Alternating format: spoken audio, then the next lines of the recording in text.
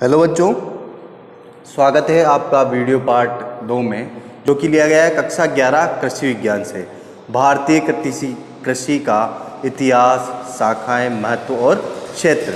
इससे पहली वीडियो में हमने जो है इतिहास और शाखाओं के बारे में बात की थी। उसका भी मैं लिंक आपको जो है वीडियो के एंड में दे दूंगा, जिसने नहीं देखा वो देख लेना। और उससे आगे बढ़ते हैं हम भारतीय कृषि का महत्व और क्षेत्र के बारे में। सबसे पहले बात करते हैं अपन, तीसरे नंबर पे आता है बच्चों महत्व। ठीक है, महत्व क्या क्या महत्व है अपनी भारतीय कृषि का, उसके बारे में आज हम पढ़ेंगे। पहला है मानसून पर आधारित कृषि। अधिकांश किसान क्या है बच्चों कि मानसून पर आधारित ही कृषि करते हैं भारत में। जो दक्षिण पश्चिम मानसून होते हैं, जो जून माह में बारिश होती है, उसी पर आधारित है। क्यों? क्योंकि हमारे यहाँ पे जो है सिंचाई के जो स्रोत है वो सीमित है। ठीक है, तो या तो वो जून माह में जो बारिश आती है वो, और कहीं कहीं पे भारत में दिसंबर जनवरी माह की बारिश है, उस पर आधारित कृषि करते हैं। ओके, नेक्स्ट बात करते हैं अधिकांश जनसंख्या कृषि पर निर्भर होना। लगभग 70% जनसंख्या प्रत्यक्ष और अप्रत्यक्ष रूप से बच्चों कृषि पर निर्भर है। जैसा कि मैंने आपको पहले ही बताया था कि आपकी दिनचर्या शुरू होती है सुबह उठने से, दूध पीने से या चाय पीने से। तो दूध कहाँ से आ रहा है? एग्रीकल्चर से। चाय पत्ती, शक्कर, ये सब कहाँ से आ रहा है? एग्रीकल्चर से।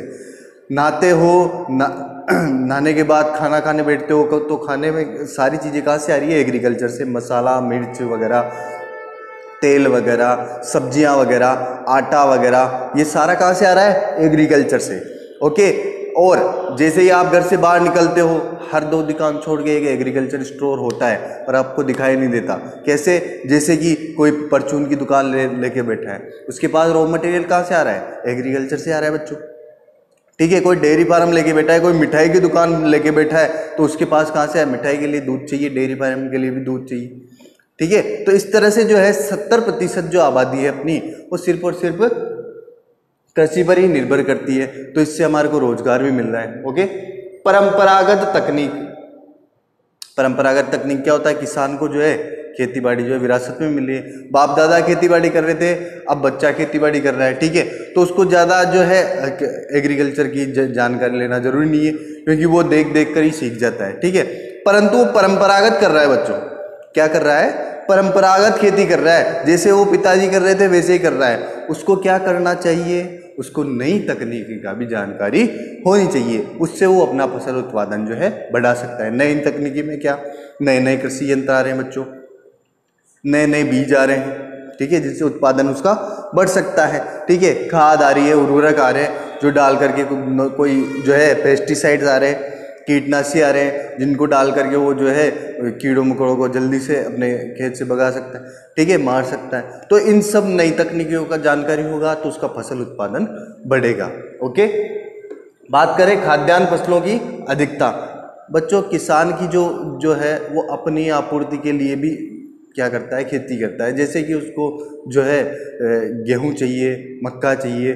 ठीक है, तो वो अपनी आवश्यकता देखता है, ये नहीं देखता कि बाजार में मांग किसकी है। ठीक है, तो गेहूं, वो खाद्यान्न फसलें ही ज़्यादा उगाएगा। गेहूं उगा लेगा, बाजरा उगा लेगा, मक्का, ज्वार, ये उगाएगा। ठीक है, उसको चाहिए क्या? उसको दलहन उगाना चाहिए, दालें उगानी चाहिए, तिलहन उगाना चाहिए। रेट में भी डिफरेंस आता है। ठीक है बेटा, गेहूं का 20 रुपये, दालें 40 रुपये किलो। ठीक है, तो उसको क्या करना चाहिए? दलहन फसलें भी उगानी चाहिए, तिलहन फसलें भी उगानी चाहिए। मतलब कि मूंग, उड़द, सरसों, तिल, इनका भी उनको क्या करना चाहिए? उगाई करनी चाहिए, जिससे उसका जो है आर्थिक स्थिति में भी सुधार आए। ठीक है, नेक्स्ट, रोजगार का प्रमुख साधन। बच्चों, बताया मैंने 70% जो है जनसंख्या कृषि पर आधारित ही कार्य कर रही है, तो रोजगार का भी ये अच्छा साधन है। अगर खेती बाड़ी अच्छी होती है, अकाल नहीं पड़ता है, पानी कमी नहीं होती है, तो क्या होता है? रोजगार भी, नए नए रोजगार भी इससे निकलते हैं। राष्ट्रीय आय का प्रमुख स्रोत। बच्चों, राष्ट्रीय आय मतलब कि अपने भारत की आय में इसका प्रमुख स्रोत क्या है? अपनी अर्थव्यवस्था बच्चों एक तरह से एग्रीकल्चर पे टिकी हुई है। भारत की अर्थव्यवस्था एग्रीकल्चर पे टिकी हुई है। कैसे? हमारी जो खेतीबाड़ी होती है, ठीक है, उससे जो अन्न उगता है या फसल उगती है, उसका जो है हम आयात निर्यात भी करते हैं। ठीक है, बहुत से प्रत्यक्ष और अप्रत्यक्ष कर भी लगते हैं। ये कर सारे कहाँ जमा होते हैं? सरकार के खजाने में। तो इससे राष्ट्रीय आय भी बढ़ती है। ओके। डेयरी उद्योगों के लिए कच्चा माल, डेयरी उद्योगों के लिए क्या चाहिए? दूध चाहिए, और वो कच्चा माल क्या हो गया? दूध। ये कहाँ से मिल रहा है? एग्रीकल्चर से मिल रहा है। ओके। नेक्स्ट बात करें खाद्यान्न की उपलब्धता। जैसा कि आपको पता है बच्चों, 125 करोड़ है, ठीक है। तो 125 करोड़ का पेट भरने के लिए हमारे भारत में खाद्यान्न की उपलब्धता है। और जैसे मैंने पहले बताया आपको कि ज़्यादातर जो किसान जो है खाद्यान्न फसलें उगाते हैं, ठीक है। तो और हमारे 125 करोड़ का पेट भरने के बाद भी हम इस खाद्यान्न को बाहर भी निर्यात कर रहे हैं बच्चों। ओके। बात करें वस्त्र उद्योग के लिए कच्चा माल, कपास हो गया, जूट हो गया। आप ये नादों के क्या पहनते हो? शर्टें पहनते हो, पैंटें पहनते हो। ये इसके लिए कच्चा माल कहाँ से आता है? कपास कहाँ से आया? धागा कैसे बन रहा है? ये सारा कहाँ से आ रहा है? एग्रीकल्चर से आ रहा है बच्चों, ठीक है। कपास हो गया, जूट हो गया, रेशे वाली जो फसलें जिनको जो है वस्त्र उद्योग में काम में लिया जाता है, ठीक है।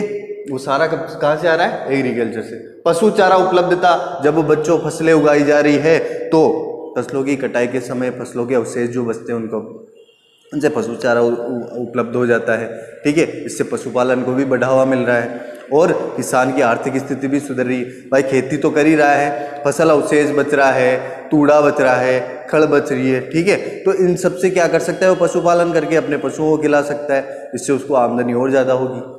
ओके। नेक्स्ट करें कृषि आधारित उद्योगों के लिए कच्चा माल। कृषि आधारित उद्योग क्या हो गया बच्चों? जैसे कि दलहन उद्योग हो गया, दालें जो पैक हो के बिक्री है उसके लिए कच्चा माल कहाँ से? मूंग उड़द कहाँ से आ रहे हैं? खेती से, ठीक है, कृषि से। तिलहन उद्योग है, तेल की बोतलें मिलता है 1-1 लीटर में, ठीक है, उसके लिए कच्चा माल। तिल सरसों कहाँ से आ रहे हैं? वो कृषि से आ रहे हैं, ठीक है। इस प्रकार के जितने भी उद्योग है, जैसे शक्कर उद्योग हो गया, गुड़ उद्योग हो गया, कोई परिरक्षक पदार्थ का उद्योग है, टोमेटो सॉस वगैरह ये कहाँ से आ रहे हैं? टमाटर वगैरह ये सब कृषि से ही तो आ रहे हैं बेटा, ठीक है।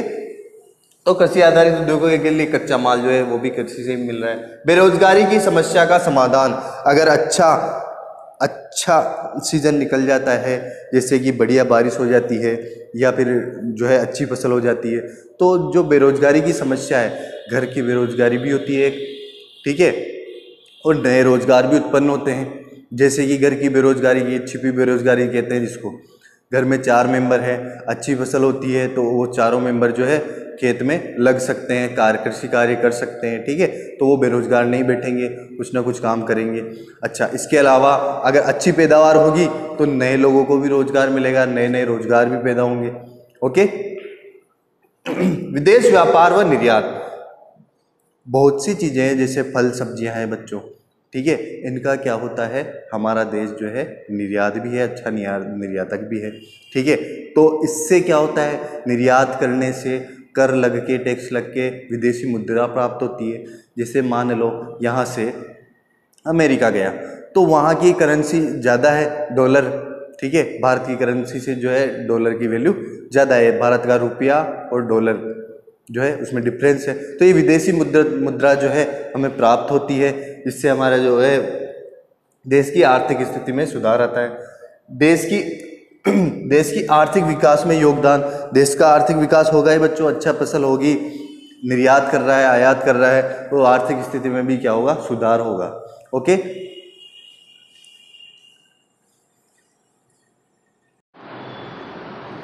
नेक्स्ट हम बात करते हैं बच्चों कृषि विज्ञान के क्षेत्र के बारे में।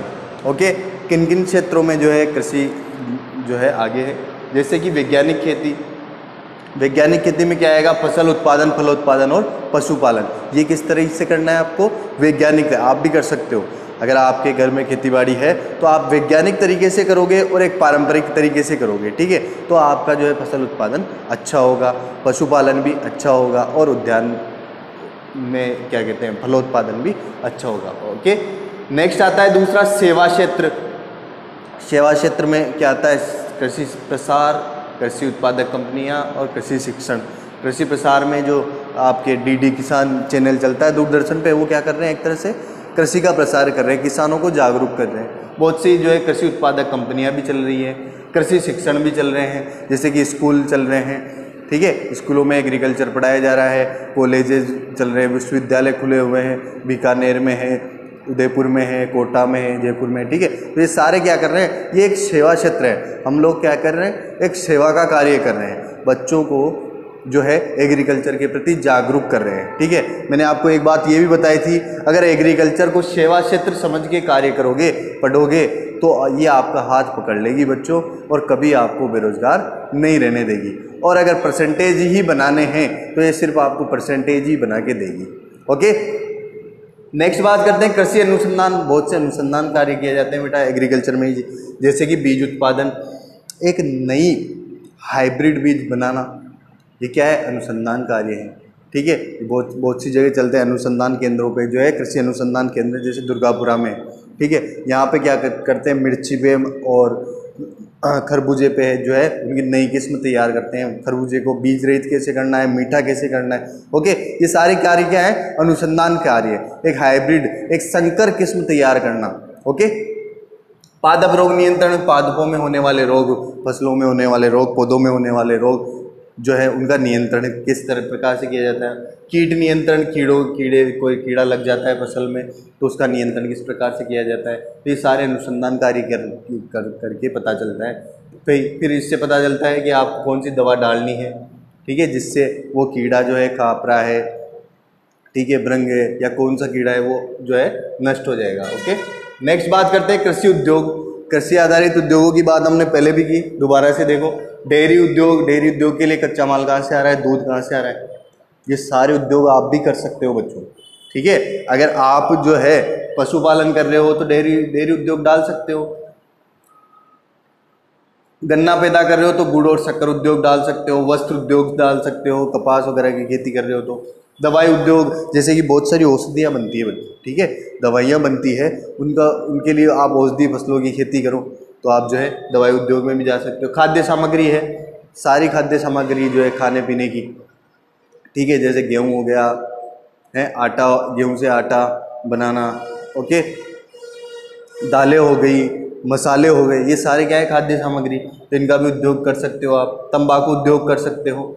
नेक्स्ट बात करते हैं खाद और उर्वरक उद्योगों में, और क्या कर सकते हो, खाद और उर्वरक की दुकानें डाल सकते हो। बीज उत्पादन के लिए नर्सरी, पौधशाला डाल सकते हो। पौधशाला में क्या किया जाता है, बीज उत्पादन किया जाता है। कृषि उद्योगी रसायन का आप यूज कर सकते हो।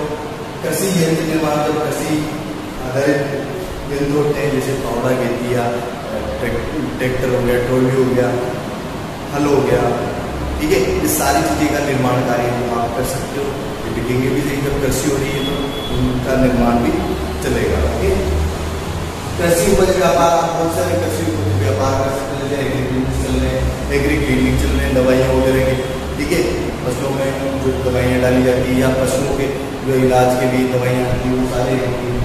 कृषि उपज विक्रय, कृषि उपज यानी कृषि से प्राप्त होने वाले उपज का विक्रय, बेचना, उसके ये भी कार्य आप कर सकते हो। जैसे आड़ती करते हैं ना, मध्यस्थ मंडियों में बैठे रहते हैं, किसान से ले लिया 15 रुपये किलो गेहूँ और आटा मिल में दे दिया, ठीक है, 22 रुपये किलो, तो ये इसका जो बीच का जो मध्यस्थ क्या करते हैं, उनको मध्यस्थ बोलते हैं, ठीक है। किसान और कंपनी के बीच में जो कार्य करते हैं मध्यस्थ, आड़ती बोलते हैं, ठीक है। तो ये क्या करते हैं, किसान से लेकर के दूसरे को बीच में जितना भी उनका मुनाफा होता है। ओके,